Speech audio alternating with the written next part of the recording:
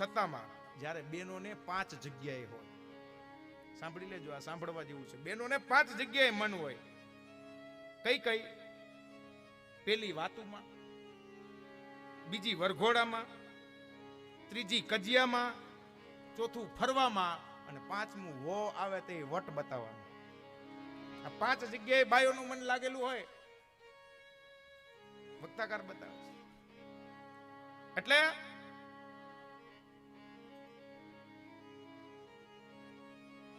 બાપને દીકરીની કીર્તિ વધે ને એમાં મજા આવે, અને માને છે ને દીકરાની કીર્તિ વધે ને એમાં મજા આવે. કુપુત્રો અજાયતે હે ક્વચિદ કુમાતા ન ભવતી. દીકરો કદાચ કુપુત્ર થાય ને તો ક્યારેય માતા કુમાતા ન થયો. જીવનમાં કોઈ જો નિસ્વાર્થ પ્રેમ આપણને કરતું હોય ને તો એ માં છે. શું કામ? એને